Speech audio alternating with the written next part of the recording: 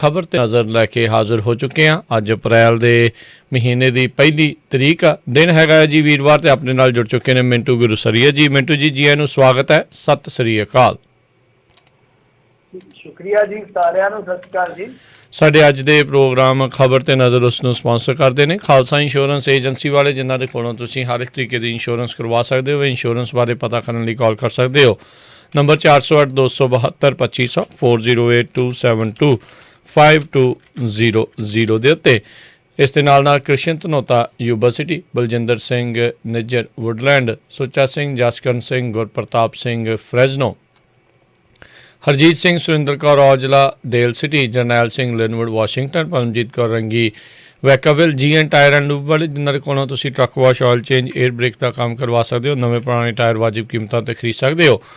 सेंटरनैला मंडेरा दे विच location ने call कर सकते हो Nimma Sahota 209 277 0113। West coast truck driving school Fresno वाले, जिहड़े कि तुहानूं ट्रक का लाइसेंस ਵਧੀਆ ਸਿਖਲਾਈ ਦੇ ਕੇ ਘੱਟ ਸਮੇਂ ਦੇ ਵਿੱਚ ਲੈਣ 'ਚ ਸਹਾਇਤਾ ਕਰਦੇ ਨੇ। ਕਾਲ ਅਜੀਤ ਅਟਵਾਲ 559 374 45 41। ਇਹਨਾਂ ਸਾਰਿਆਂ ਦਾ ਧੰਨਵਾਦ। ਨਾਲ ਹੀ ਜੈਂਡਰ ਮਾਰਗੇਜ ਅਤੇ ਰੀਅਲ ਏਸਟੇਟ ਵਾਲੇ, ਘਰ ਖਰੀਦਣ ਵੇਚਣ ਦੀਆਂ ਸੇਵਾਵਾਂ ਦੇ ਨਾਲ ਤੁਸੀਂ ਇਹਨਾਂ ਦੇ ਕੋਲੋਂ home loans, commercial loan, agriculture loans, ਇਹ ਸਾਰਾ ਕੁਛ ਜਿਹੜਾ ਜੀ ਉਹ ਲੈ ਸਕਦੇ ਹੋ। ਉਸ ਦੇ ਲਈ ਜਾਣਕਾਰੀ ਲਈ ਇਹਨਾਂ ਦੇ ਨਾਲ ਸੰਪਰਕ ਕਰੋ ਮੋਹਨ ਚੀਮਾ ਹੋਣਾ ਦੇ ਨਾਲ।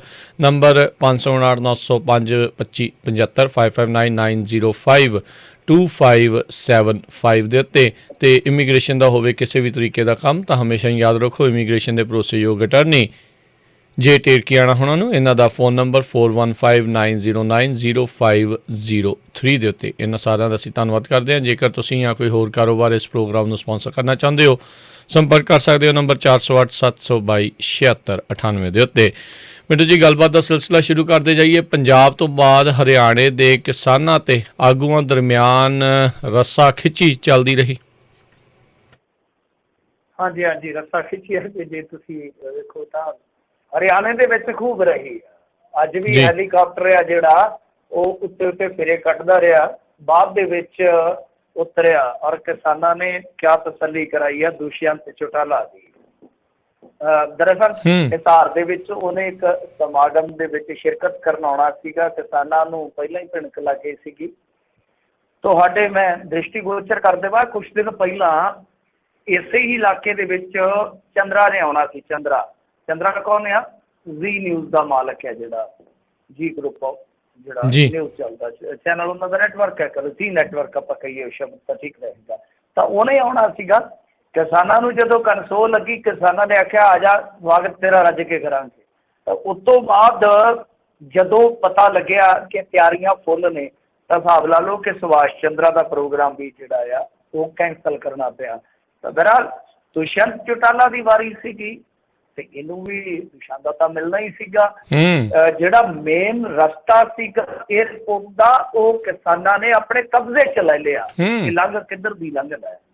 ਫਿਰ ਅਖੀਰ ਤੁਹਾਨੂੰ ਪਤਾ ਰਾਹ ਬਣਾ ਲੈਂਦੀ ਹੈ ਮੋਦੀ ਸਰਕਾਰ ਜਾਂ ਖੱਟਰ ਸਰਕਾਰ, ਰਸਤੇ ਬਣਾ ਲੈਂਦੀ ਹੈ।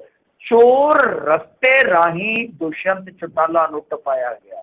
ਮਤਲਬ ਪਿਛਲੇ ਪਾਸੇ ਕੋਈ ਏਅਰਪੋਰਟ ਤੇ ਕੋਈ ਹੋਊਗਾ, ਪਤਾ ਨਹੀਂ, ਵਾਣਾ ਵੂਣਾ ਵਿੱਚ ਦੀ ਕੱਢ ਕੇ ਲੈ ਗਏ। ਮਤਲਬ ਕਿ ਮਿੱਥੇ ਥਾਂ ਤੇ ਜ਼ਰੂਰ ਪਹੁੰਚਿਆ ਦੁਸ਼ਯੰਤ ਚੌਟਾਲਾ, ਇਹ ਉਹਦੀ ਪ੍ਰਾਪਤੀ ਕਹੀ ਜਾ ਸਕਦੀ ਹੈ, ਪਰ ਕਈ ਘੰਟੇ ਲੇਟ। ਮਤਲਬ ਕਿ ਕਈ ਘੰਟੇ ਲੇਟ। ਹੁਣ ਪਤਾ ਨਹੀਂ, ਮੈਨੂੰ ਐਗਜ਼ੈਕਟ ਨਹੀਂ ਪਤਾ ਕਿ ਘੰਟਾ, 2 ਘੰਟੇ, 4 ਘੰਟੇ ਕਿੰਨਾ ਉਹ ਲੇਟ ਪਹੁੰਚਿਆ। ਤਾਂ ਜਿਵੇਂ ਹੀ ਇਹਨਾਂ ਨੂੰ ਪਤਾ ਲੱਗਿਆ ਕਿਸਾਨਾਂ ਨੂੰ ਕਿ ਉਹ ਤਾਂ ਨਿਕਲ ਗਿਆ, ਜਿਵੇਂ ਪਤਲੀ ਗਲੀ ਥਾਨੀ ਕਈ ਵਾਰ ਮਟਰ ਪਨੀਰ ਛੱਡ ਕੇ ਨਿਕਲਦੇ ਆ ਕੁਛ ਲੋਕ, ਕਿ ਉਹ ਤਾਂ ਭੱਜ ਗਿਆ।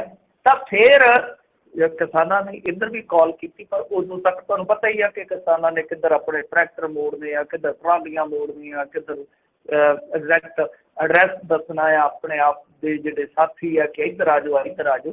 ਤਾਂ ਉਦੋਂ ਨੂੰ ਸ਼ਾਇਦ ਉਹ ਆਪਣਾ ਕੰਮ ਕਰਕੇ ਤੇ ਨਿਕਲ ਗਿਆ ਹੋਏਗਾ। ਤਾਂ ਹਾਲ ਦੀ ਘੜੀ ਦੇਖੋ ਕਿ ਕੀ ਹੋਇਆ। ਉਹਦੀ ਰਿਪੋਰਟ ਜਿਹੜੀ ਆ ਉਹ ਦੇਰ ਸ਼ਾਮ ਤੱਕ ਮੇਰੇ ਕੋਲ ਨਹੀਂ ਹੈ, ਪਰ ਉੱਥੇ ਕਾਫੀ ਜ਼ਿਆਦਾ ਅੱਜ ਦਿਨ ਭਰ ਇਹ ਹੱਲਾ ਗੁੱਲਾ ਚੱਲਦਾ ਰਿਹਾ। ਦੂਜੀ ਰਾਜਸਥਾਨ ਦੀ ਜਿੱਥੋਂ ਤੱਕ ਗੱਲ ਆ, ਰਾਜਸਥਾਨ ਦੀ ਗੱਲ ਬੜੀ ਕਮਾਲ ਦੀ ਹੋਈ ਕਿ ਇੱਕ ਟੋਲ ਪਲਾਜ਼ੇ ਤੋਂ ਪੀਲੀਆਂ ਵੰਗਾਂ, ਮਤਲਬ ਕਿ ਜਿਹੜੇ ਰਾਜਸਥਾਨ ਤੋਂ ਵਾਕਫ ਆ, ਕੋਈ ਬਹੁਤੀ ਦੂਰ ਨਹੀਂ, ਆਪਣੀ ਪੰਜਾਬੀ ਬੱਸੋਂ ਉੱਥੇ ਵੀ ਕਾਫੀ ਆ।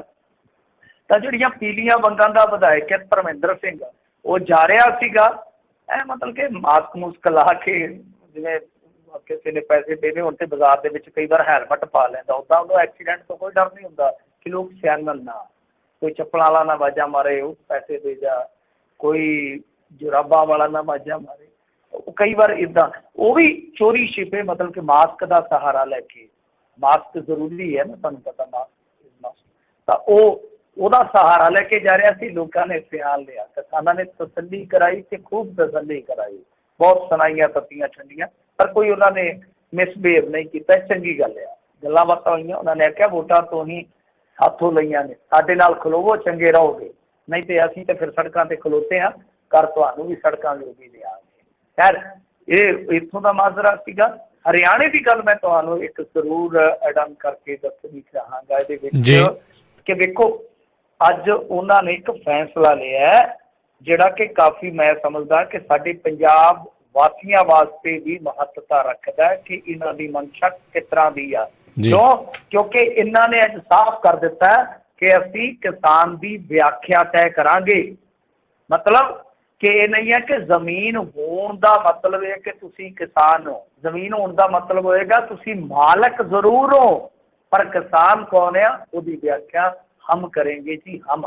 ਮਤਲਬ ਕਿ ਜੇ ਤੁਸੀਂ ਠੇਕੇ ਤੇ ਦਿੰਦੇ ਹੋ ਤਦ ਤੁਸੀਂ ਮਾਲਕ ਤਾਂ ਜ਼ਰੂਰ ਹੋ ਉਸ ਮਾਲਕੀਅਤ ਦੇ, ਪਰੰਤੂ ਕਿਸਾਨ ਨਹੀਂ ਗਿਣੇ ਜਾਓਗੇ।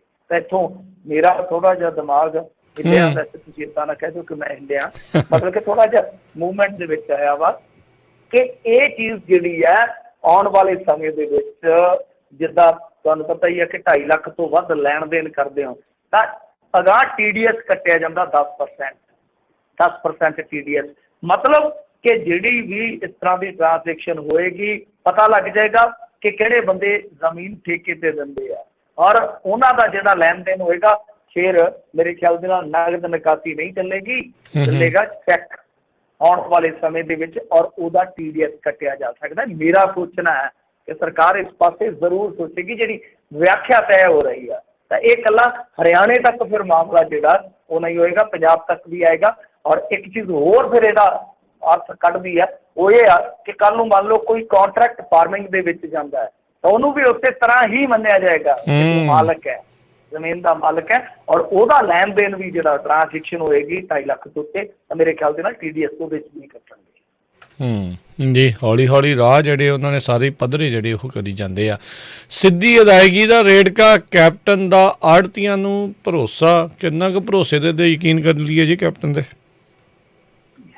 ਭਰੋਸਿਆਂ ਦੇ ਮਾਰਿਆਂ ਨੇ ਤੇ ਵੇਖ ਲਓ ਕਿ ਸੜਕਾਂ ਬੰਦੀਆਂ ਹੋਈਆਂ। ਭਰੋਸਾ ਜਿਹੜਾ ਹੈ ਨਾ ਇਹਨਾਂ ਦਾ, ਭਰੋਸਾ ਤੇ ਧੋਖਾ ਇਹ ਦੋਵੇਂ ਸਕੇ ਭਰਾ ਹੀ ਆ ਰਾਜਨੀਤੀ ਦੇ ਵਿੱਚ। ਵਾਕਈ ਪਹਿਲਾਂ ਭਰੋਸਾ, ਬਾਅਦ ਦੇ ਵਿੱਚ ਧੋਖਾ। ਬਿਲਕੁਲ ਹੈ ਵੀ ਹਮ ਸ਼ਕਲ ਆ, ਜਿੱਦਾਂ ਕਹਿ ਲਈਏ ਨਾ ਜੋੜੇ ਹੀ ਆ, ਬਸ ਇੱਕੋ ਜਿਹੇ ਹੀ ਆ।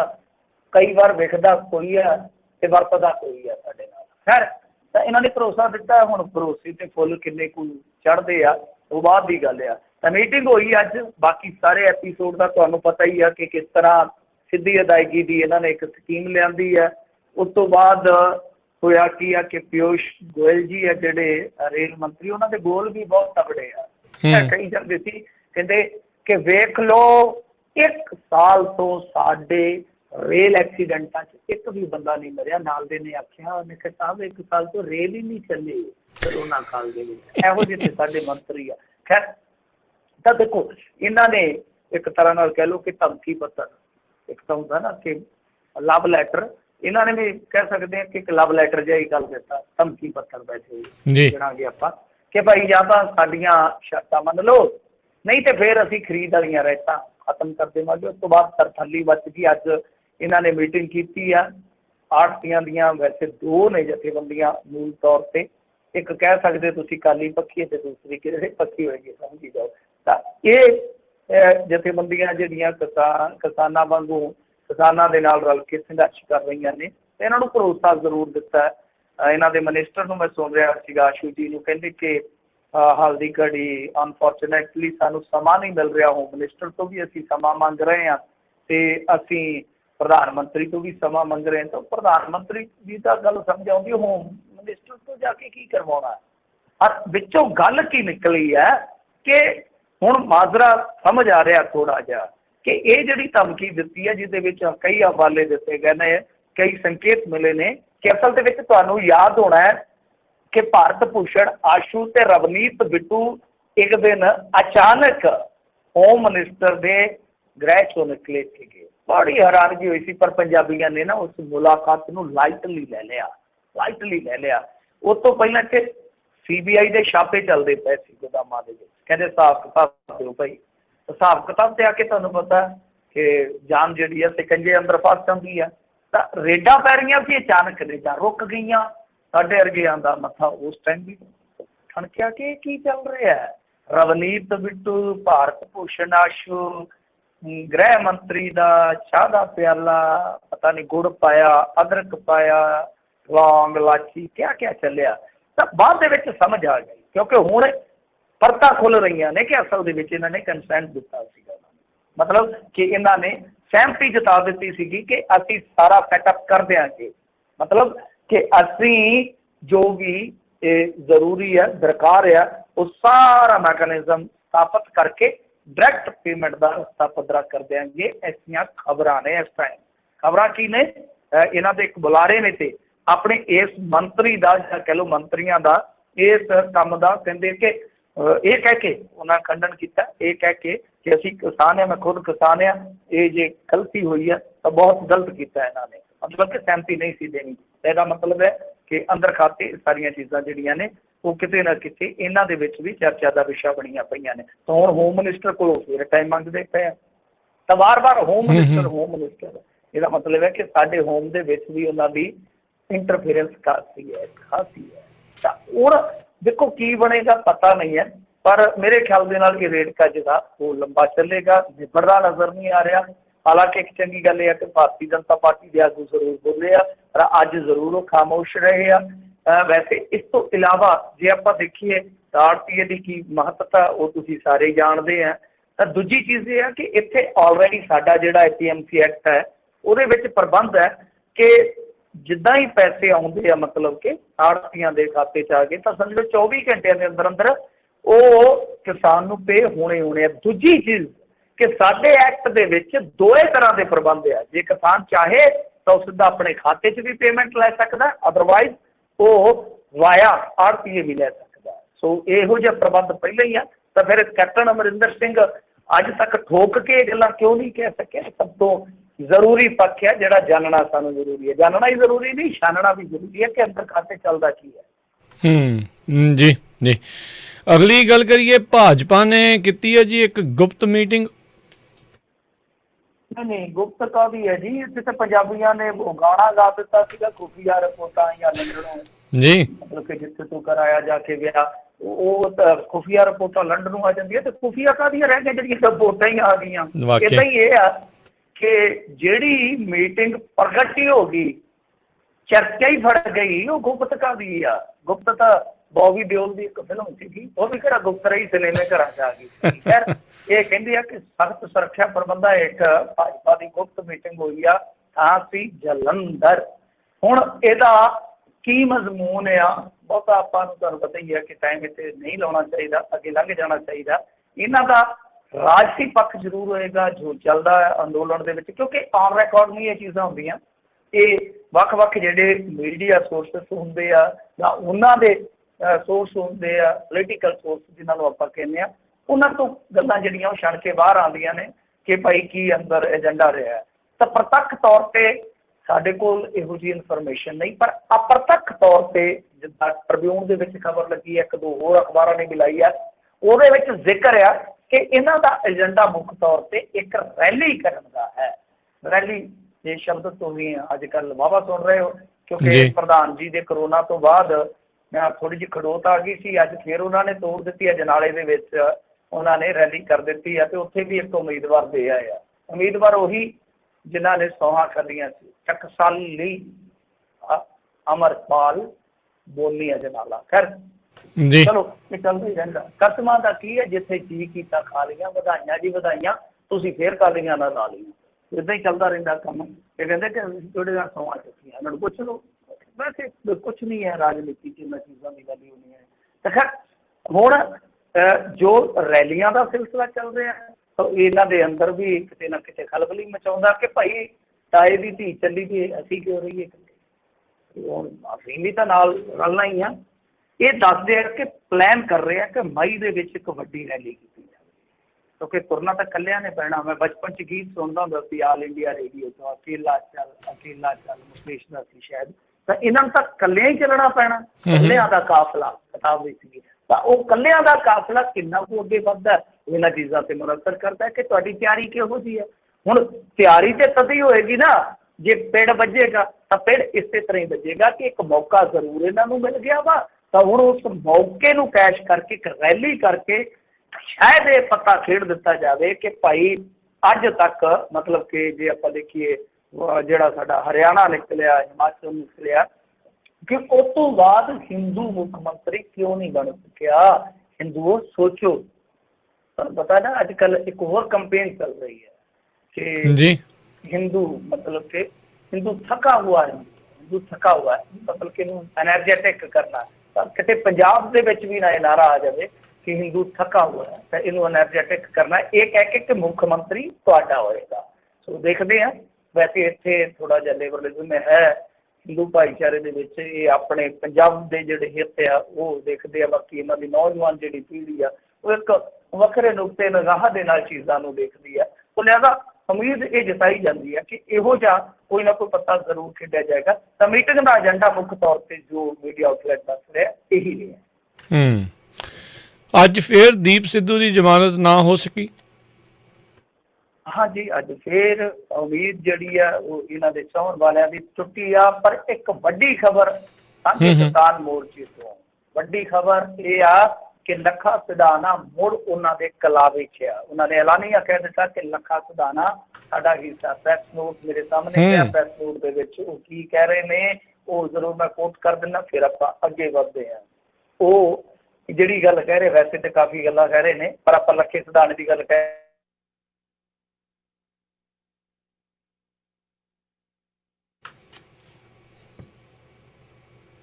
ਮਿੰਟੂ ਜੀ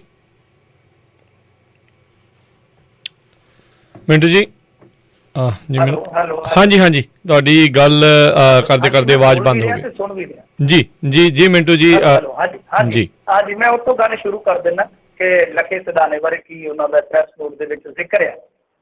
ਉਹ ਕਹਿ ਰਹੇ ਨੇ ਕਿ ਪੰਜਾਬ ਦੀਆਂ 32 ਕਿਸਾਨ ਜਥੇਬੰਦੀਆਂ ਤੇ ਸੰਯੁਕਤ ਕਿਸਾਨ ਮੋਰਚੇ ਨੇ ਫੈਸਲਾ ਕੀਤਾ ਆ ਕਿ ਕਿਸਾਨ ਅੰਦੋਲਨ ਨੂੰ ਤੇਜ਼ ਕਰਨ ਲਈ ਲੱਖਾ ਸਿਧਾਣਾ ਤੇ ਉਸ ਨਾਲ ਜੁੜੀ ਹੋਈ ਨੌਜਵਾਨ ਫੋਰਸ ਨੂੰ ਨਾਲ ਲੈ ਕੇ ਅੱਗੇ ਵਧਿਆ ਜਾਏਗਾ। ਅਸੀਂ ਉਹਨਾਂ ਸਾਰੀਆਂ ਜਥੇਬੰਦੀਆਂ, ਆਗੂਆਂ, ਸਿੱਖ ਚਿੰਤਕਾਂ ਵਿਚੋਂ ਸਿੱਖ ਸ਼ਬਦ ਜ਼ਰੂਰ ਉਹਨਾਂ ਨੇ ਜ਼ਿਕਰ ਕੀਤਾ। ਤਾਂ ਖਿਡਾਰੀ ਵਰਗ, ਕਲਾਕਾਰ ਭਾਈਚਾਰੇ ਦਾ ਧੰਨਵਾਦ ਕਰਦੇ ਹਾਂ ਜਿਨ੍ਹਾਂ ਨੇ ਕਿਸਾਨੀ ਕੋਲ ਨੂੰ ਮਜ਼ਬੂਤ ਕਰਨ ਲਈ ਇਸ ਮਸਲੇ ਨੂੰ ਹੱਲ ਕੀਤਾ। ਮਤਲਬ ਕਿ ਸਿੱਖ ਚਿੰਤਕਾਂ ਦਾ ਉਹਨਾਂ ਨੇ ਖਾਸ ਤੌਰ 'ਤੇ ਜ਼ਿਕਰ ਕੀਤਾ, ਆਗੂਆਂ ਦਾ ਜ਼ਿਕਰ ਕੀਤਾ, ਤੇ ਜਿਹੜਾ ਵੀ ਕੋਈ ਮਨ ਮੁਟਾਵ ਸੀਗਾ, ਕੋਈ ਵਖਰੇਵਾਂ ਸੀ, ਉਸਨੂੰ ਦੂਰ ਕਰ ਦਿੱਤਾ। ਪਰ ਇਹਦੇ ਵਿੱਚ ਕਿਤੇ ਵੀ ਦੀਪ ਦਾ ਜ਼ਿਕਰ ਨਹੀਂ ਹੈ, ਦੀਪ ਦਾ ਜ਼ਿਕਰ ਨਹੀਂ ਹੈ। ਔਰ ਜਦੋਂ ਵੀ ਮੈਨੂੰ ਇਹ ਸਵਾਲ ਹੁੰਦਾ ਸੀਗਾ ਵੱਖ-ਵੱਖ ਮੰਚਾਂ ਤੋਂ ਕਿ ਕੀ ਬਣੇਗਾ, ਲੱਖਾ ਸਿਧਾਣਾ ਆਉਣਾ ਬਹੁਤ ਜ਼ਰੂਰੀ, ਤਾਂ ਮੈਂ ਹਮੇਸ਼ਾ ਇੱਕੋ ਹੀ ਜਵਾਬ ਦਿੰਦਾ ਸੀਗਾ ਕਿ ਦੇਖੋ ਜਦੋਂ ਤੇਜ਼ ਗੱਡੀ ਹੋਵੇ ਤੇ ਗੱਡੀ ਪੂਰੀ ਭਰੀ ਹੋਵੇ, ਖਾਸ ਤੌਰ 'ਤੇ ਤੁਸੀਂ ਜਿਵੇਂ ਟਰੱਕ ਲੋਡਡ ਚਲਾਉਂਦੇ ਹੋ, ਤਾਂ ਤੁਸੀਂ ਭਲੀ ਭਾਂਤੀ ਇਹ ਗੱਲ ਸਮਝਦੇ ਹੋ ਕਿ ਕੱਟ ਯਕਦਮ ਨਹੀਂ ਮਾਰੇ ਜਾਂਦੇ, ਗੱਡੀ ਪਲਟ ਜਾਂਦੀ ਹੈ। ਸੋ ਇਸ ਤਰ੍ਹਾਂ ਦੇ ਜਿਹੜੇ ਯੂ ਕੱਟ ਹੁੰਦੇ ਹਨ ਨਾ, ਉਹ ਬੜੇ ਸਹਿਜਤਾ ਦੇ ਨਾਲ ਤੇ ਬੜੇ ਠੰਮੇ ਦੇ ਨਾਲ ਬੜੇ ਸਾਈਡ ਸੂਡ ਵੇਖ ਕੇ ਲੈ ਜਾਂਦੇ ਆ। ਕਈ ਵਾਰ ਲੋਡ ਗੱਡੀ ਹੋਵੇ ਤੇ ਸੜਕ ਦੇ ਕਿਨਾਰੇ ਵੀ ਚੈੱਕ ਕੀਤੇ ਜਾਂਦੇ ਆ ਕਿ ਇੱਕ ਚੱਕਾ ਲੈ ਗਿਆ ਤੇ ਫਿਰ ਪੱਠਾ ਹੀ ਬਹਿ ਗਿਆ ਸਮਝੋ।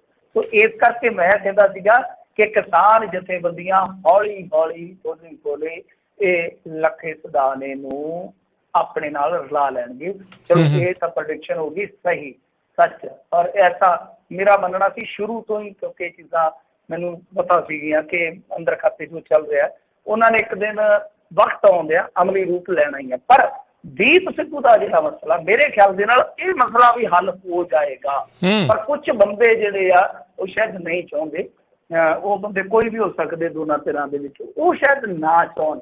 ਪਰੰਤੂ ਮੇਰਾ ਮੰਨਣਾ ਹੈ ਕਿ ਜੇ ਜ਼ਮਾਨਤ ਹੋ ਗਈ ਤਾਂ ਫਿਰ ਇਹ ਵੀ ਇੱਕ ਮਸਲਾ ਬਣ ਸਕਦਾ, ਕਿਉਂਕਿ ਦੇਖੋ ਯਕਦਮ ਉਹ ਦੀਪ ਸਿੱਧੂ ਵਾਸਤੇ ਤਾਂ ਲੈਫਟਿਸਟ ਜਿਹੜੇ ਇਹਨਾਂ ਦੇ ਅਗਾਂਹ, ਚਾਹੇ ਉਹ ਪਰਦੇਸੀ ਹੋਣ, ਮਤਲਬ ਕਿ NRI ਹੋਣ, ਚਾਹੇ ਇੱਥੇ ਹੋਣ, ਉਹਨਾਂ ਬੜਾ ਜ਼ਬਰਦਸਤ ਆਰਗੂਮੈਂਟ ਕੀਤਾ ਕਿ ਭਾਈ ਇਹ ਬੰਦਾ ਤਾਂ ਧਾਰਮਿਕ ਰੰਗਤ ਦਿੰਦਾ ਹੈ, ਇਹ ਅਲਗਾਵਵਾਦ ਨੂੰ ਜਾਂ ਨਹੀਂ ਵੱਖਵਾਦਤਾ ਨੂੰ ਇਹ ਤਰਜੀਹ ਦਿੰਦਾ ਹੈ, ਐਸੀਆਂ ਗੱਲਾਂ ਕੀਤੀਆਂ ਜਾਂਦੀਆਂ। ਇੱਕ ਭੇੜ ਹੋਇਆ ਉਹਨਾਂ ਦਾ ਯਕਦਮ ਉਸ ਫੋਰਸ ਨੂੰ ਜਿਹੜੀ ਲੜੀ ਇਹਨਾਂ ਵਾਸਤੇ ਕਿਵੇਂ ਛੱਡ ਕੇ ਟਰਨ ਮਾਰ ਸਕਦੇ ਆ।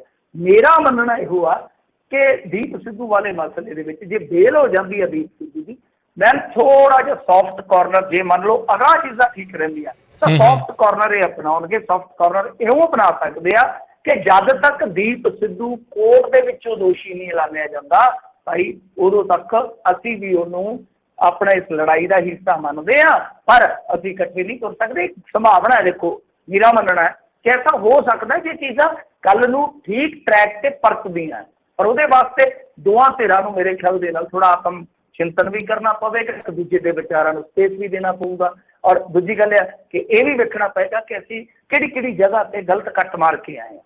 ਤਾਂ ਇਹ ਚੀਜ਼ ਦਾ ਵਿਸ਼ਲੇਸ਼ਣ ਹੁੰਦਾ, ਫਿਰ ਉਸ ਤੋਂ ਬਾਅਦ ਹੀ ਅੱਗੇ ਵਧਿਆ ਜਾ ਸਕਦਾ। ਪਰ ਇਹ ਸਿਰਫ ਤੇ ਸਿਰਫ ਮੈਂ ਵਾਰ-ਵਾਰ ਕਹਿ ਰਿਹਾ ਕਿ ਕਲਪਨਾ ਹੈ, ਸੰਭਾਵਨਾ ਹੈ। ਇੱਦਾਂ ਹੋ ਸਕਦਾ ਜਾਂ ਇੱਦਾਂ ਵੀ ਹੋ ਸਕਦਾ ਕਿ ਕੱਲ੍ਹ ਨੂੰ ਫਿਰ ਵੱਖੋ ਵੱਖਰੇ ਟਰੈਕ ਤੇ ਹੀ ਗੱਡੀਆਂ ਦੌੜਦੀਆਂ ਨਜ਼ਰ ਆਉਣ। ਜੀ ਜੀ ਬਿਲਕੁਲ। ਪੰਜਾਬ ਦੇ ਗੈਂਗਸਟਰ ਭੁੱਖ ਹੜਤਾਲ ਤੇ ਅਸਲ ਵਜ੍ਹਾ ਹੈਰਾਨਕੁਨ। ਹਾਂਜੀ ਦੇਖੋ, ਇਹ ਹੜਤਾਲ ਤੇ ਇਸ ਕਰਕੇ ਗਏ ਆ ਕਿਉਂਕਿ ਇਹਨਾਂ ਨੂੰ ਬਠਿੰਡੇ ਦੇ ਵਿੱਚ ਲਿਆਂਦਾ ਗਿਆ ਸੀ, ਸਾਰੇ ਇਕੱਠੇ ਕਰ ਦਿੱਤੇ ਗਏ ਸੀ, ਇਹ ਕੈਟਾਗਰੀ ਦੇ ਸੀਗੇ ਸਾਰੇ। ਤਾਂ ਇਹਨਾਂ ਨੂੰ ਇੱਥੇ ਜਦੋਂ ਇਕੱਠਿਆ ਕੀਤਾ ਗਿਆ ਤਾਂ ਇਹਨਾਂ ਨੇ ਕਿਤੇ ਨਾ ਕਿਤੇ ਖਦਸ਼ਾ ਜ਼ਾਹਰ ਕੀਤਾ ਕਿ ਸਾਡਾ ਨੁਕਸਾਨ ਤੁਸੀਂ ਸਾਡੇ ਹੱਥੋਂ ਹੀ ਕਰਵਾਉਣਾ ਚਾਹੁੰਦੇ ਹੋ। ਤੇ ਇਹਦੇ ਵਿੱਚ ਇਹ ਜਿਹੜੇ ਗਿਰੋਹਬਾਜ਼ ਸੀਗੇ ਤਾਂ ਉਹ ਭੁੱਖ ਹੜਤਾਲ ਤੇ ਚਲੇ ਗਏ। ਉਹਨਾਂ ਵਿੱਚੋਂ ਇੱਕ ਦੀ ਹਾਲਤ ਸ਼ਾਇਦ ਜੱਗੂ ਭਗਵਾਨਪੁਰੀਆ ਸੀ, ਉਹਦੀ ਕਾਫੀ ਹਾਲਤ ਵਿਗੜ ਗਈ ਕਿਉਂਕਿ ਟੀਮਾਂ ਜਾਂਦੀਆਂ ਨੇ, ਮੈਡੀਕਲ ਟੀਮਾਂ ਜਾਂਦੀਆਂ ਨੇ। ਹਮੇਸ਼ਾ ਜਦੋਂ ਜੇਲ੍ਹ ਦੇ ਵਿੱਚ ਕੋਈ ਇਸ ਤਰ੍ਹਾਂ ਦੀ ਹੰਗਰ ਸਟ੍ਰਾਈਕ ਹੁੰਦੀ ਹੈ ਤਾਂ ਬਾਹਰੋਂ ਟੀਮਾਂ ਜਾਂਦੀਆਂ, ਅੰਦਰ ਦੀ ਟੀਮ ਵੀ ਚੈੱਕਅਪ ਕਰਦੀ ਹੈ, ਜਿਹੜੀ ਮੈਡੀਕਲ ਟੀਮ ਹੁੰਦੀ ਹੈ। ਉਸ ਤੋਂ ਬਾਅਦ ਜਿਵੇਂ ਮੰਨ ਲਓ ਕਿਸੇ ਦਾ ਬਲੱਡ ਘਟਿਆ ਜਾਂ ਕੋਈ ਇੱਦਾਂ ਦੀ ਕੋਈ ਗੱਲ ਹੁੰਦੀ ਹੈ ਤਾਂ ਉਹਨੂੰ ਬਾਹਰ ਵੀ ਖੜਿਆ ਜਾਂਦਾ। ਤਾਂ ਜੱਗੂ ਨੂੰ ਬਾਹਰ ਲਿਆਂਦਾ ਗਿਆ ਸੀ, ਪਰ ਜੱਗੂ ਭਗਵਾਨਪੁਰੀਆ ਨੇ ਕਿਹਾ ਕਿ ਮੈਂ ਇੱਥੇ ਇਲਾਜ ਨਹੀਂ ਕਰਵਾਉਣਾ, ਉਹਨੂੰ ਵਾਪਸ ਕਰ ਦਿੱਤਾ ਗਿਆ।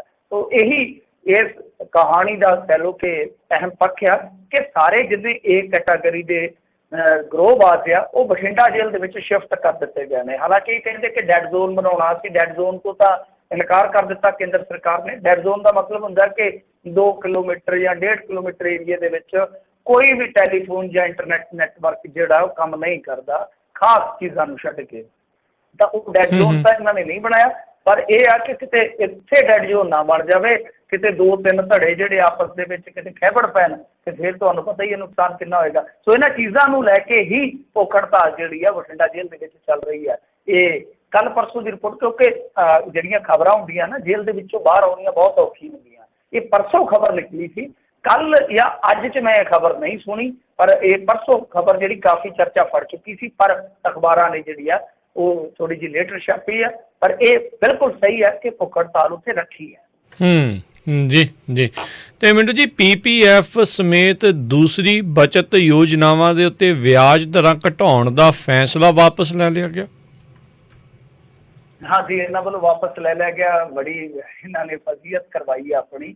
ਦਰਅਸਲ ਕੀ ਆ ਕਿ ਛੋਟੀਆਂ ਬਚਤਾਂ, ਮਤਲਬ ਹੁਣ ਜੇ ਆਪਾਂ ਇਹਨੂੰ ਥੋੜਾ ਖੋਲ੍ਹਣਾ ਹੋਵੇ, ਆਪਣਾ ਸੇਵਿੰਗ ਡਿਪੋਜ਼ਿਟ ਹੁੰਦਾ, ਉਹਨੂੰ ਤਾਂ ਤੁਸੀਂ ਸਮਝਦੇ ਹੋ ਨਾ, ਸੇਵਿੰਗ ਅਕਾਊਂਟ ਹੈ ਆਪਣਾ, ਸੇਵਿੰਗ ਡਿਪੋਜ਼ਿਟ, ਉਹਦੀ ਇਹਨਾਂ ਨੇ ਘਟਾ ਦਿੱਤੀ ਸੀ। ਐਨੂਅਲੀ ਜਿਹੜੀ ਵਿਆਜ ਹੁੰਦੀ ਆ ਉਹ 4 ਤੋਂ ਕਰਤੀ 3.5, ਫਿਰ 1 ਸਾਲ ਦਾ ਹੁੰਦਾ, ਮਤਲਬ ਕਿ 1 ਈਅਰ ਟਾਈਮ ਡਿਪੋਜ਼ਿਟ ਜਿਹਨੂੰ ਆਪਾਂ ਕਹਾਂਗੇ, ਉਹ ਵੀ ਤਕਰੀਬਨ 1% ਮਤਲਬ ਕਿ ਕੁਆਟਰਲੀ ਇਹਨਾਂ ਨੇ ਹਟਾ ਦਿੱਤਾ। ਫਿਰ ਜਿੱਦਾਂ ਮਤਲਬ ਕਿ ਐਵਰੇਜ ਜੇ ਕੱਢ ਲਓ, ਮੈਂ ਤੁਹਾਨੂੰ ਫਿਰ ਗਿਣਾਉਣ ਲੱਗਾਂਗਾ ਤਾਂ ਕਾਫੀ ਸਮਾਂ ਜਿਹੜਾ ਆਪਣਾ ਜਾਇਆ ਹੋ ਜਾਏਗਾ। ਜੇ ਐਵਰੇਜ ਕੱਢੋਗੇ ਤਾਂ ਤਕਰੀਬਨ 1% ਇਹਨਾਂ ਨੇ ਉਡਾ ਦਿੱਤੀ ਵਿਆਜ। ਹੁਣ ਗੱਲ ਇਹ ਸੀਗੀ ਕਿ ਜਿਵੇਂ ਨੋਟੀਫਿਕੇਸ਼ਨ ਆ, ਜਿਵੇਂ ਹੁਣ ਮੈਮੋਰੰਡਮ, ਆਫਿਸ ਮੈਮੋਰੰਡਮ ਹੈ ਮੇਰੇ ਕੋਲ ਪਿਆ ਵਾ, ਉਹਦਾ ਨੰਬਰ ਵੀ ਮੈਂ ਦੱਸ ਸਕਦਾ ਵਾਂ। ਤਾਂ ਹੁਣ ਜਿੱਦਾਂ ਹੀ ਇਹ ਵਾਇਰਲ ਹੋਇਆ, ਖਬਰਾਂ ਛਪੀਆਂ, ਤਰਥੱਲੀ ਮਚ ਗਈ, ਤਰਥੱਲੀ। ਕਿਉਂਕਿ ਤੁਹਾਨੂੰ ਪਤਾ ਕਿ ਮਿਡਲ ਕਲਾਸ 'ਚ ਜੇ ਕੋਈ ਮਾੜੀ ਮੋਟੀ ਬੱਚਤ ਕਰਦਾ ਤਾਂ ਇੱਦਾਂ ਹੀ ਲਾਉਂਦਾ ਨਾ, ਜਿਵੇਂ ਬਜ਼ੁਰਗਾਂ ਦਾ ਹੋ ਗਿਆ, ਸਾਡਾ ਹਿਸਾਬ ਕਿਤਾਬ ਇੱਦਾਂ ਹੀ ਹੈ। ਤਾਂ ਵਿਆਜ ਵੀ ਘਟਾ ਦਿੱਤੇ ਗਏ, ਤਕਰੀਬਨ 1% ਵਿਆਜ ਦਾ ਘਟਣਾ ਤੁਸੀਂ ਆਪ ਹੀ ਸਮਝ ਸਕਦੇ ਹੋ ਕਿ ਬਹੁਤ ਵੱਡਾ ਝਟਕਾ ਹੁੰਦਾ। ਜਿਨ੍ਹਾਂ ਨੇ ਡਿਪੋਜ਼ਿਟ ਵਗੈਰਾ ਲਏ ਆ ਜਾਂ ਜਿਨ੍ਹਾਂ ਦੇ ਹੋਰ ਮਿਊਚੁਅਲ ਫੰਡ ਦੇ ਵਿੱਚ ਪੈਸੇ ਲੱਗੇ ਆ, ਸਾਰਿਆਂ ਦੀ ਵਿਆਜ ਕਿਤੇ ਨਾ ਕਿਤੇ ਅਹਿਮੀਅਤ ਰੱਖਦੀ ਆ। ਤਾਂ ਇਹਨਾਂ ਨੇ ਐਨੂਅਲੀ ਤਾਂ ਕੁਆਟਰਲੀ ਇਹ ਜਿਹੜੀ ਸੀਗੀ ਵਿਆਜ ਉਹ ਉਡਾ ਦਿੱਤੀ।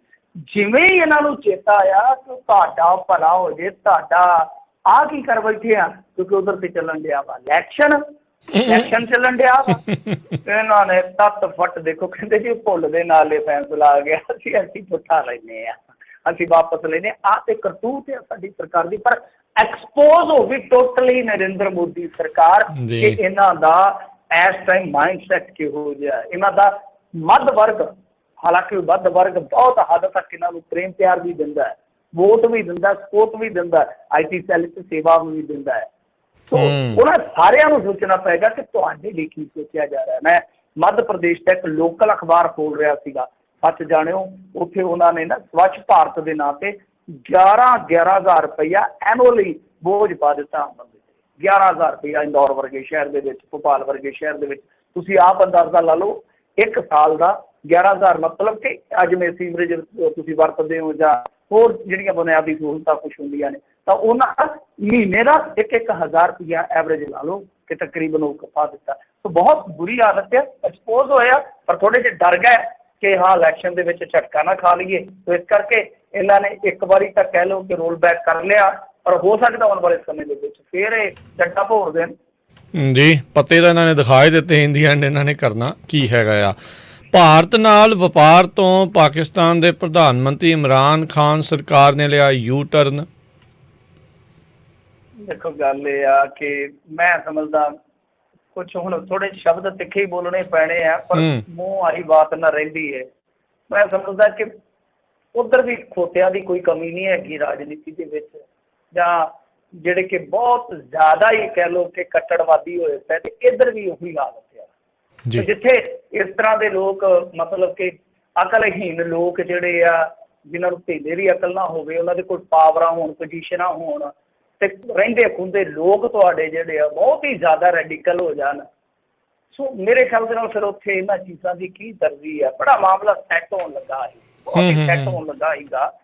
ਸੈੱਟ ਹੋਣ ਲੱਗਾ ਸੀਗਾ ਕਿ ਇਹਨਾਂ ਨੇ ਜਿਹੜੇ ਖਾਨ ਸਾਹਿਬ ਆ, ਇਹਨਾਂ ਨੇ ਪ੍ਰਪੋਜ਼ਲ ਕਰ ਦਿੱਤਾ ਸੀ, ਯਾਨੀ ਐਲਾਨ ਹੀ ਕਰ ਦਿੱਤਾ ਸੀਗਾ ਕਿ ਅਸੀਂ ਖੰਡ ਤੇ ਕਪਾਹ ਜਿਹੜੀ ਆ ਉਹ ਇੰਡੀਆ ਤੋਂ ਖਰੀਦਣੀ ਮੁੜ ਸ਼ੁਰੂ ਕਰ ਰਹੇ ਹਾਂ, ਕਿਉਂਕਿ ਇਹਨਾਂ ਨੇ ਇਹ ਜਿਹੜਾ ਵਪਾਰ ਸੀ ਉਹ ਤੁਹਾਨੂੰ ਪਤਾ ਹੀ ਆ ਸਸਪੈਂਡਡ ਕਰ ਦਿੱਤਾ ਸੀਗਾ, ਕਿਉਂਕਿ 370 ਜਦੋਂ ਇਹਨਾਂ ਨੇ ਮਨਸੂਖ ਕੀਤੀ ਆ। ਪਰ ਅਕਲਾਂ ਨੂੰ ਹੱਥ ਮਾਰਨਾ ਚਾਹੀਦਾ। ਜਦੋਂ ਸੀਜ਼ ਫਾਇਰ ਹੋ ਗਿਆ, ਜਦੋਂ ਤੁਹਾਡੇ ਮੰਤਰੀ ਬਹੁਤ ਜਲਦੀ ਮਿਲਣ ਜਾ ਰਹੇ ਆ, ਜਦੋਂ ਬਹੁਤ ਜਲਦੀ ਵੱਡੇ ਵੱਡੇ ਫੈਸਲੇ, ਮੇਰਾ ਮੰਨਣਾ ਤੁਸੀਂ ਦੇਖੋ ਇੰਨੇ ਵੱਡੇ ਫੈਸਲੇ ਤੇ ਇੰਨੇ ਹੈਰਾਨ ਕਰਨ ਵਾਲੇ ਫੈਸਲੇ ਆਉਣਗੇ ਨਾ, ਸ਼ਾਇਦ ਤੁਸੀਂ ਭੁੱਲ ਹੀ ਜਾਓਗੇ ਕਿ ਇਹਨਾਂ ਦੋਨਾਂ ਮੁਲਕਾਂ 'ਚ ਕਸ਼ੀਦਗੀ ਵੀ ਕੋਈ ਚੀਜ਼ ਸੀ, ਨਾ ਦਾ ਪਤਾ ਨਹੀਂ ਹੈ। ਇਹ ਮੇਰਾ ਮੰਨਣਾ ਕਿ ਆਉਣ ਵਾਲੇ ਸਮੇਂ 'ਚ ਐਸਾ ਦੇਖਿਆ ਜਾਊਗਾ। ਪਰ ਹਾਲ ਦੀ ਘੜੀ ਕਿਉਂਕਿ ਜਿੱਦਾਂ ਕਹਿ ਲਓ ਕਿ ਤੱਤਾ ਕੰਮ ਆ, ਉੱਧਰ ਮੈਨੂੰ ਲੱਗਦਾ ਕਿ ਦਬਾਅ ਪਿਆ ਕੋਈ ਖਾਨ ਸਾਹਿਬ 'ਤੇ, ਲੋਕਲ ਰਾਜਨੀਤੀ ਦਾ ਦਬਾਅ ਕਹਿ ਲਓ, ਜਾਂ ਜਿਹੜੇ ਉਹਨਾਂ ਦੇ ਕੱਟੜਪੰਥੀ ਆ ਉਹਨਾਂ ਦਾ ਦਬਾਅ ਕਹਿ ਲਓ, ਜਾਂ ਕੋਈ ਆਰਮੀ ਦੀ ਕੋਈ ਗੇਮ ਹੋ ਸਕਦੀ ਹੈ। ਪਰ ਮੇਰੇ ਖਿਆਲ ਨਾਲ ਆਰਮੀ ਦੀ ਸਹਿਮਤੀ ਤੋਂ ਬਗੈਰ ਤੇ ਖਾਨ ਸਾਹਿਬ ਇੱਦਾਂ ਦਾ ਕੋਈ ਪ੍ਰਪੋਜ਼ਲ ਘੱਲਦੇ ਨਹੀਂ ਸਨ। ਖੈਰ ਹੁਣ ਮੈਂ ਜਿਹੜੀ ਗੱਲ ਕਰ ਰਿਹਾ ਕਿ ਤੁਹਾਨੂੰ ਨਾ ਅਕਲ ਨੂੰ ਹੱਥ ਮਾਰਨਾ ਚਾਹੀਦਾ। ਤੁਹਾਡੇ ਕੋਲ ਮੌਕਾ ਹੈ, ਦੁਬਈ ਚਲ ਵਿੱਚ ਪਿਆ, UAE ਵਿੱਚ ਪਿਆ, ਬਾਈਡਨ ਪ੍ਰਸ਼ਾਸਨ ਵੀ ਚਾਹੁੰਦਾ ਪਿਆ ਕਿ ਇੰਡੀਆ ਨੂੰ 2 ਮੌਕਿਆਂ 'ਤੇ ਨਾ ਉਲਝਣਾ ਪਵੇ ਇੱਕੋ ਵੇਲੇ। ਪਾਕਿਸਤਾਨ ਦੇ ਨਾਲ ਇਹਨਾਂ ਦੀ ਸੈਟਿੰਗ ਕਰਾ ਦਈਏ, ਕਿਉਂਕਿ ਪਾਕਿਸਤਾਨ 'ਤੇ ਹੱਥੇ ਟਹਿਲੇ ਹੈ ਹੀ ਹੈ ਥੋੜ੍ਹਾ ਬਹੁਤਾ।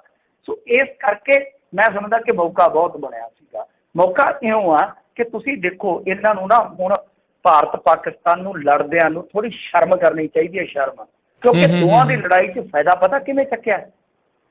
ਉਸ ਮੁਲਕ ਨੇ ਜਿਹੜਾ ਕਹਿ ਲਓ ਕਿ ਇਹਨਾਂ ਦਾ ਛੋਟਾ ਭਰਾ ਦੋਨਾਂ ਦਾ ਹੀ, ਬੰਗਲਾਦੇਸ਼। ਹੁਣ ਕਪਾਹ ਦੀ ਗੱਲ, ਮੈਂ ਕਪਾਹ ਦੀ ਗੱਲ ਕਰੂੰਗਾ। ਇਹ ਖੰਡ ਸਾਡੀ ਜਾਂਦੀ ਆ, ਹਿਸਾਬ ਲਾ ਲਓ ਕਿ 3500 ਕਰੋੜ ਦੀ ਸਬਸਿਡੀ ਸਾਡੀ ਸਰਕਾਰ ਨੇ ਐਲਾਨ ਰੱਖੀ ਹੈ। ਜੇ ਫਰਜ਼ ਕਰੋ ਵਾਇਆ ਸੜਕ ਜਾਂਦੀ ਆ ਤਾਂ ਮੇਰੇ ਖਿਆਲ ਦੇ ਨਾਲ ਟਨ ਦੀ 4000 ਆ, ਤੇ ਜੇ ਵਾਇਆ ਸਮੁੰਦਰ ਜਾਂਦੀ ਆ ਪਾਕਿਸਤਾਨ ਨੂੰ ਤਾਂ 6000 ਟਨ ਦੀ ਸਬਸਿਡੀ ਮਿਲਣੀ ਹੈ। ਹਿਸਾਬ ਲਾ ਲਓ ਵਪਾਰੀ ਨੂੰ ਕਿੰਨਾ ਲਾਹਾ ਮਿਲਣਾ ਹੈ। ਵਪਾਰ ਖੁੱਲ੍ਹੇਗਾ, ਗੰਨਾ ਮਿੱਲਾਂ ਨੂੰ ਸਾਹ ਆਏਗਾ, ਗੰਨਾ ਵੱਧ ਬੀਜਿਆ ਜਾਊਗਾ, ਕਿਸਾਨ ਦਾ ਵੀ ਭਲਾ ਆਗਾ। ਚਲੋ ਇਹ ਛੱਡ ਦਿਓ, ਮੈਂ ਕਹਿ ਰਿਹਾ ਕਿ ਇਹਨਾਂ ਅਕਲ ਦੇ ਅੰਨ੍ਹਿਆਂ ਨੂੰ ਹੱਥ ਇਹ ਮਾਰਨਾ ਚਾਹੀਦਾ, ਸੋਚਣਾ ਚਾਹੀਦਾ ਕਿ ਤੁਸੀਂ ਦੋਨੇ ਹੀ ਲੜਦੇ ਰਹੇ। ਹੁਣ ਇਹਨਾਂ ਦਾ ਜਿਹੜਾ ਟੈਕਸਟਾਈਲ ਸੈਕਟਰ ਹੈ ਨਾ ਪਾਕਿਸਤਾਨ ਦਾ, ਬੜਾ ਮਜ਼ਬੂਤ ਸੀ ਕਿਸੇ ਟਾਈਮ। ਰਾਜ ਕਰਨਵੀਰ ਸਿੰਘ ਜੀ ਤੁਹਾਡੇ ਨਾਲ ਪਾਕਿਸਤਾਨੀ ਕਿਤੇ ਬੈਠਣਗੇ ਨਾ ਉਹਨਾਂ ਨੂੰ ਪੁੱਛਿਓ, ਪਰ ਅੱਜ ਦੀ ਤਰੀਕ ਦੇ ਵਿੱਚ ਉਹਨਾਂ ਦੇ ਕੋਲ ਇਹਨਾਂ ਚੀਜ਼ਾਂ ਦਾ, ਕਾਟਨ ਦਾ ਖਾਸ ਤੌਰ 'ਤੇ ਕਿਤੇ ਨਾ ਕਿਤੇ ਕਹਿ ਲਓ ਕਿ ਸਟਾਕ ਨਹੀਂ ਹੈ ਪੂਰਾ, ਨਹੀਂ, ਕਿਉਂਕਿ ਵਪਾਰ ਬੰਦ ਹੈ ਇੰਡੀਆ ਦੇ ਨਾਲ। ਤਾਂ ਸਭ ਤੋਂ ਜ਼ਿਆਦਾ ਟੈਕਸਟਾਈਲ 'ਚ ਤਰੱਕੀ ਕੌਣ ਕਰ ਗਿਆ? ਬੰਗਲਾਦੇਸ਼। ਉਹਨਾਂ ਦਾ ਟਾਰਗੇਟ ਕੀ ਹੈ ਕਿ 100 ਬਿਲੀਅਨ ਤੱਕ ਲੈ ਕੇ ਜਾਣਾ ਅਸੀਂ। ਅੱਜ ਪੂਰੀ ਦੁਨੀਆ ਦੇ ਵਿੱਚ ਵਿਛਾ ਗਿਆ। ਕਿੱਥੋਂ ਲੈਂਦਾ ਕਪਾਹ ਉਹ? ਮੈਂ 2.5-3 ਸਾਲ ਪਹਿਲਾਂ ਕਾਂਕੜਾ ਦੇਖ ਰਿਹਾ ਸੀ, ਕਿਉਂਕਿ ਮੇਰੀ ਰੁਚੀ ਹੈ ਇਹਨਾਂ ਚੀਜ਼ਾਂ ਦੇ ਵਿੱਚ ਕਿ ਬੰਗਲਾਦੇਸ਼ ਅੱਗੇ ਕਿਵੇਂ ਵਧਿਆ। 50% ਕਪਾਹ ਜਿਹੜੀ ਹੈ ਉਹ ਇੰਡੀਆ ਤੋਂ ਇੰਪੋਰਟ ਕਰਦਾ ਸੀ, ਕਾਟਨ ਕੱਲੀ ਇੰਡੀਆ ਤੋਂ। ਤਾਂ ਵੇਖ ਲਓ ਕਿ ਇੰਡੀਆ ਵੀ ਟੈਕਸਟਾਈਲ ਦੇ ਵਿੱਚ ਮਾਮਲੇ 'ਚ ਕਿੱਥੇ ਖੜਾ, ਕਿੱਥੇ ਪਿੱਛੇ ਖੜਾ, ਜਦ ਕਿ ਕਪਾਹ ਇਹ ਉਗਾਉਂਦੇ ਸੀ। ਫਿਰ ਹੁਣ ਉਹਨਾਂ ਨੇ ਮੇਰੇ ਖਿਆਲ ਦੇ ਨਾਲ 26% ਕੀਤੀ ਹੈ, ਕਿਉਂਕਿ ਅਫਰੀਕਾ ਦੇ ਵਿੱਚ ਉਹਨਾਂ ਨੇ ਕੁਛ ਕਾਟਨ ਜਿਹੜੀ ਉਹ ਖਰੀਦਣੀ ਸ਼ੁਰੂ ਕਰ ਦਿੱਤੀ ਆ। ਤਾਂ ਕਹਿਣ ਦਾ ਮਤਲਬ ਇਹ ਆ ਕਿ ਜੇ ਇਹ ਸਿਆਣੇ ਹੋਣ, ਜਿਵੇਂ ਬੰਗਲਾਦੇਸ਼ ਨੇ ਇਹ ਸਾਰਾ ਕੁਛ ਕੀਤਾ ਵਾ, ਤਾਂ ਉੱਦਾਂ ਪਾਕਿਸਤਾਨ ਦੇ ਵਿੱਚ ਸੰਭਾਵਨਾ ਹੈ ਕਿ ਕਾਟਨ ਇਹ ਵੇਚਣ ਤੇ ਟੈਕਸਟਾਈਲ ਦੇ ਵਿੱਚ ਉਹ ਅੱਗੇ ਵਧਣ। ਤਾਂ ਸਾਰੇ ਹੀ ਫਾਇਦੇ 'ਚ ਰਹਿਣਗੇ। ਇਹਨਾਂ ਚੀਜ਼ਾਂ 'ਚ ਧੌਣਾ ਵੱਢਣ ਦੇ ਵਿੱਚ, ਧਰਮ ਦੇ ਨਾਂ ਦੇ ਵਿੱਚ ਲੜਨ 'ਚ ਕੋਈ ਫਾਇਦੇ ਨਹੀਂ ਹੈ। ਅੰਤ ਨੂੰ ਤੁਸੀਂ ਦੇਖਿਆ ਹੀ ਹੈ ਕਿ ਉਹ ਦੇਸ਼ ਜਿਹੜੇ ਆਪੋ ਵਿੱਚ ਵੀ ਲੜਦੇ ਰਹੇ, ਅਮਰੀਕਾ ਤੇ ਜਾਪਾਨ ਦਾ ਇਤਿਹਾਸ ਚੱਕ ਕੇ ਦੇਖ ਲਓ। ਇਹ ਤਾਂ ਤੁਹਾਡਾ ਮੁਲਕ ਹੀ ਹੈ ਨਾ, ਅਮਰੀਕਾ, ਜਿੱਥੇ ਤੁਸੀਂ ਰਹਿੰਦੇ ਹੋ। ਕਿ ਅੱਜ ਕਿਵੇਂ ਦੇ ਰਿਸ਼ਤੇ ਆ। ਅਮਰੀਕਾ ਪ੍ਰੋਟੈਕਟ ਕਰਦਾ ਜਾਪਾਨ ਨੂੰ ਅੱਜ ਦੀ ਤਰੀਕ 'ਚ, ਤੇ ਕਿੱਥੇ ਇਹਨਾਂ ਨੇ ਬੰਬ ਸੁੱਟੇ ਸੀ। ਪਰਲ ਹਾਰਬਰ ਤੇ ਉਹਨਾਂ ਨੇ ਹਮਲਾ ਕੀਤਾ ਸੀਗਾ। ਜਰਮਨ ਦੀ ਨਜ਼ੀਰ ਲੈ ਲਓ, ਬਹੁਤ ਸਾਰੇ ਮੁਲਕ ਤੁਹਾਨੂੰ ਮਿਲ ਜਾਣਗੇ। ਤਾਂ ਕਹਿਣ ਦਾ ਭਾਵ ਇਹ ਹੋ ਕਿ ਇਹਨਾਂ ਨੂੰ ਅਕਲ ਨੂੰ ਹੱਥ ਮਾਰ ਕੇ, ਤੁਹਾਡੇ ਕੋਲ ਓਪਰਚੁਨਿਟੀਜ਼ ਨੇ, ਤੁਹਾਡੇ ਕੋਲ ਮੌਕੇ ਨੇ, ਤੁਸੀਂ ਲੋਕਾਂ ਨੂੰ ਕੋਈ ਸੁੱਖ ਦਾ ਸਾਹ ਦਿਓ। ਵੇਖੋ ਜੇ ਟੈਕਸਟਾਈਲ ਸੈਕਟਰ ਅੱਗੇ ਵੱਧਦਾ ਪਾਕਿਸਤਾਨ ਦਾ, ਕਿੰਨਿਆਂ ਨੂੰ ਰੁਜ਼ਗਾਰ ਮਿਲੇਗਾ, ਇੱਧਰ ਕਿੰਨਿਆਂ ਦਾ ਫਾਇਦਾ ਹੋਏਗਾ, ਉੱਧਰ ਕਿੰਨਿਆਂ ਦਾ ਫਾਇਦਾ ਹੋਏਗਾ। ਇਸ ਪਾਸੇ ਸੋਚਣ ਦੀ ਜ਼ਰੂਰਤ ਆ। ਥੋੜ੍ਹੇ ਜਿਹੇ ਕੌੜੇ ਸ਼ਬਦ, ਕਿਉਂਕਿ ਪੰਜਾਬੀ ਆ ਤੇ ਪੰਜਾਬੀਆਂ ਦਾ ਵਪਾਰ ਵੀ ਚੱਲੇ ਤੇ ਵਧੀਆ ਗੱਲ ਹੈ, ਅਸੀਂ ਕਾਮਨਾ ਕਰਦੇ ਹਾਂ। ਉਸੇ ਦੇ ਵਿੱਚ ਕੋਈ ਕੁਸੈਲਾ ਸ਼ਬਦ ਬੋਲਿਆ ਗਿਆ ਹੋ ਤਾਂ ਉਹਦੇ ਲਈ ਮਾਫੀ ਜੀ। ਤੇ ਮਿੰਟੂ ਜੀ, ਬਹੁਤ ਬਹੁਤ ਧੰਨਵਾਦ ਤੁਹਾਡਾ, ਤੁਸੀਂ ਸਾਡੇ ਨਾਲ ਜੁੜੇ। ਤੇ ਮਿਲਦੇ ਹਾਂ ਜੀ ਕੱਲ੍ਹ ਨੂੰ ਇੱਕ ਵਾਰੀ ਫੇਰ। ਧੰਨਵਾਦ, ਸਤਿ ਸ਼੍ਰੀ ਅਕਾਲ ਜੀ। ਸਤਿ ਸ਼੍ਰੀ ਅਕਾਲ ਜੀ। ਤੇ ਸਰੋਤਿਓ, ਇੱਥੇ ਸਾਡਾ ਅੱਜ ਦਾ ਪ੍ਰੋਗਰਾਮ ਹੁਣ ਸਮਾਪਤ ਆ। ਮਿਲਦੇ ਹਾਂ ਅਗਲੀ ਵਾਰ। ਉਦੋਂ ਤੱਕ ਲਈ ਮੇਰੇ ਵੱਲੋਂ ਵੀ ਤੁਹਾਨੂੰ ਸਾਰਿਆਂ ਨੂੰ ਪਿਆਰ ਸਤਿਕਾਰ ਸੈਨਿਕੀ ਜਿਹੀ ਸਤਿ ਸ਼੍ਰੀ ਅਕਾਲ ਜੀ। ਉਹਦੇ ਵਾਸਤੇ ਰਹੋ, ਹੱਸਦੇ ਖੇਡਦੇ ਰਹੋ ਤੇ ਸੁਣਦੇ ਰਹੋ ਜੀ ਪੰਜਾਬੀ ਰੇਡੀਓ USA।